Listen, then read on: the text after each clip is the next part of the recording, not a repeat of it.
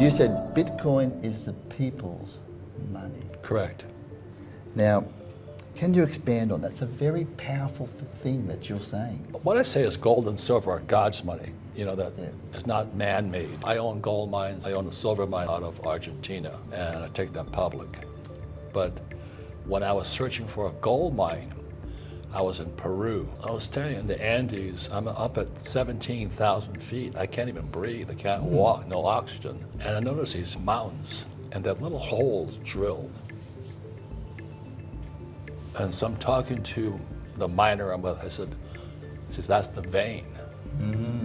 So thousands of years ago, the Inca, whoever they were looking for gold. And I went, that is really interesting. So gold had some magical power that, again, the indigenous people sought after. Unfortunately, the Spaniards came and killed them all for it. But that's life. So I said gold and silver are God's money. Humans can't make it. We turn them to ETFs. I don't touch ETFs. Anything can be printed, I don't want. And that includes the US dollar. Gold and silver are God's money. Bitcoin is people's money. And the reason I say that is because, as I was on this tour, I'm talking about the Federal Reserve Bank, the Bank of Japan, the Bank of Australia. Those SOBs steal from us.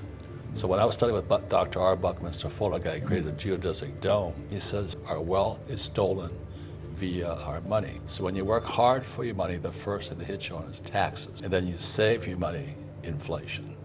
It was designed to do that by the central banks. There's a book called The Creature from Jekyll Island that everybody should read.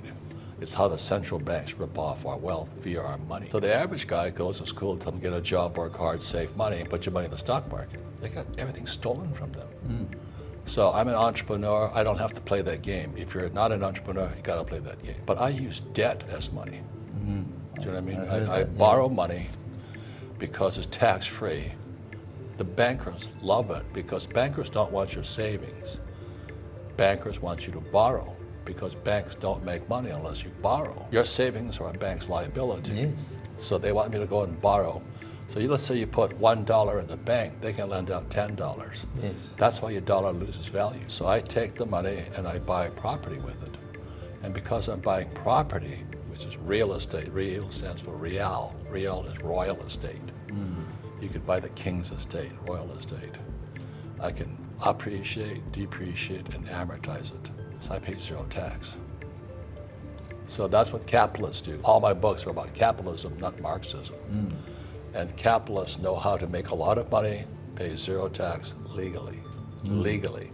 As I said, I don't want to be dancing the hula for some guy in jail because I cheated the government. I have the best accountants, the best attorneys to make sure I don't break any laws.